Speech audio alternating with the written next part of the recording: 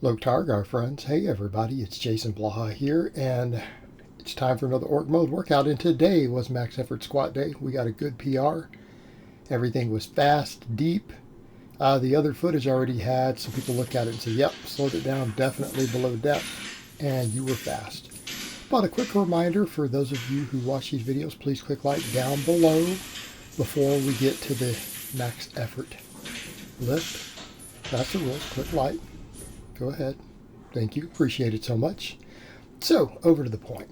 Now, this went good today. This went really good. One of the things I'm going to point out, a bunch of people in the comments are literally saying stuff like, man, Jason, you're just proving your haters wrong. No, I'm not. My haters aren't lifters. I think people forget that. They don't realize that people who are obsessed with me are generally not lifters. Anybody who's actually a serious lifter at this point in the game who watches what I do is no longer a hater. Okay. People who contact me, I've already gathered from some of them that some of them have even said, I don't actually work out or care about YouTube fitness. I just don't like you. Okay. Even though that's all I talk about anymore. Perspective. Now, over to the point. We are winning. We are winning. The training is going phenomenal. Training's going phenomenal. This here, definitely some people said, yeah, this one was really, really fast. We got a lot of speed here. Nice and good, exploded up. And keep in mind, guys, that's 92 pounds of change on top of that. So we're talking about, at this point, like, was that 570 at the lockout? And I got myself in my zone here. You guys heard me psych myself up a little bit here. I don't get overly excited. And when I got under this one, I got in really tight, got my upper back tight, got the elbows down. It felt light. I was like, oh my God. When I unracked it, I knew I was going to sink this pretty deep and it was going to come up quick because it felt light. Okay, and this is, what is it, the lockout? 594 at the lockout. It did not feel like it. So I was extremely happy with that. Extremely happy with that. Not just that I got it, but that it didn't feel super heavy. So my plan is going to be, you guys already explained what I'm going to do. I'm going to work chains up and keep trying to hit 500 plus on the bar and get as heavy as we can on the chains while doing that and then work back down. But how do we build that strength? Hip thrusts are my main go-to right now.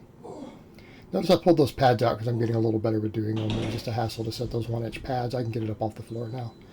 I stuck with my 425 again today. Although I got 11 reps on the final set. It means we'll bump the weight next time. Bump the weight next time. And these lit me up. In all honesty, this is the only lower body work I needed today. I got a strong PR and then my main lower body mass builder. I got a PR. As far as one more rep. Means we can bump weight. Means we're going to get stronger. That means this is all I need. And I'm not prioritizing squat accessories, guys. I'm trying to focus on my bench as the highest priority and deadlift as a number 2. So if I can keep my squat moving, then we're good. You know, and people kind of said the stuff like, I don't see how your hamstring work is accessories for your squat. It's like, again, you need to understand the squat. I'm a hip dominant squatter. And my quads grow from all this other stuff. My quads are growing even now. I think my quads are growing from the hip thrusts. They're growing from the glute bridges. As long as my back is strong enough to support the weight, which we're now seeing, and that's one reason we're using the chains to test it. Which is, again, another reason I do all the back work. If my back is strong enough to support the weight and I can stay tight up top, it's just a matter of lower body mass. And yes, the glutes, the hamstrings, the hips, that stuff propels you out of the bottom. And the only other quad work I would need would be lower quads. Look at what the hip thrust hit. The hip thrust is a lower quad exercise. Okay, it is a lower quad exercise. Because we're keeping the quads in that deep position. That's one of the reasons I laugh at things like leg extensions. They don't really help your squat. They really don't. That bottom position. That's what builds the lower quad. That lower quad is part of the quad that matters most, getting you out of the hole. Everything else gets built just doing all your other work. I already have big quads up top. So we got a PR on that too. I expect I'll get another squat PR next time.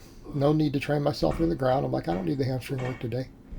We got 5 by 10 with heavy hip thrust after a squat PR. Keeping in mind, I train my lower body every 2 days. We get plenty of volume, and it leaves me more room to work on the upper body. Okay, I need it. And normally we would say, well, that little bit of recovery doesn't matter. It does when you train with the volumes I do. So we went with 10 sets of rows today, which is what I'm going to do. On my lower body days, my squat and deadlift days, we're going to do 10 by 10 rows. Why? Lets me focus more on pressing muscles on my press days. And this carries over heavily to my deadlift and to my bench. But it carries over to the deadlift. This will build my deadlift. Okay. My deadlift will be built off the glute bridges, the rows, and the good mornings. That'll build my deadlift. And we care more about the deadlift. So yes, we're going to do a deadlift accessory. And I think the hip thrust right now is enough to keep my squat moving. I think it's enough. It's definitely enough because we do it every 4 days. It's pretty high frequency, considering the other leg work that gets involved too.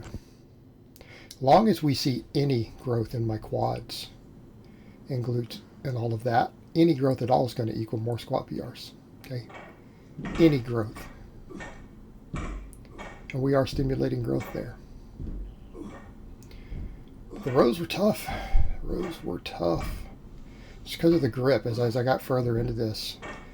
And for those curious, because of the axle bar, it can throw off the weight. How much weight am I using? I'm using 150 pounds. And you know what? That's enough for me to get a lat pump. I'm getting lat work.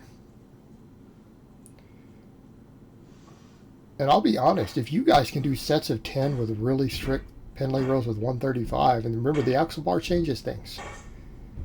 It does change things. So again, I get more arm work, grip work, all of that with that axle bar.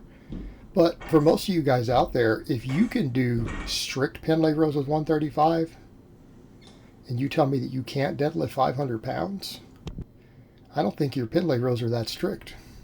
If you can do sets of 10 with 135 with no body movement and locking the elbows at the bottom, the elbows turn out. All right, elbows turn out at the bottom. Strict like I'm doing. If you can do 135 for multiple sets of 10, you can deadlift 500 pounds. And if you can't, it's your glutes or hamstrings preventing you. Your glutes or your hamstrings are preventing you. You need to be doing glute bridges or some good mornings. You need to be doing some volume on those good mornings. So over to the point. With this axle bar, yeah, 10 by 10 with 150 on this. This is the back training for a 600-pound deadlifter. Again, you got to ask yourself, how strict are you going on these rows? But boy, did I get a grip and a forearm work out of that. I'm going to do more grip work later today because I'm going to skip it tomorrow because it's going to be bench day. Then I have to deadlift the next day. So yes, I will do additional grip work and bicep work tonight. But again, it's a lot of work. Again, considering the training volumes, I'm not bothered with only 2 exercises because 5 by 10 hip thrusts and then 10 sets of 10 Pendlay rows after a max squat, that's plenty of volume. That's 15 work sets in the 10 rep range, near pretty much limit sets with big barbell movements.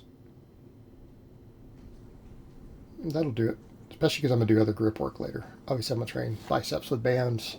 I'm going to do some pinch block and some captains of crush. I try to go hardest on my squat days a lot of times because I know it's going to have at least 2 days till I deadlift again, or on my deadlift days. I try to do the most grip work on those days. But we want to do some even on bench days.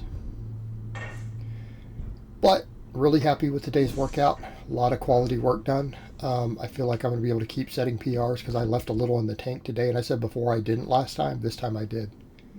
That was easier than I thought it was going to be. It was way easier. So I'm happy with it. We did enough supplemental work afterwards to keep me growing, get more PRs. So I hope it's been informative, and I will talk to you guys next time.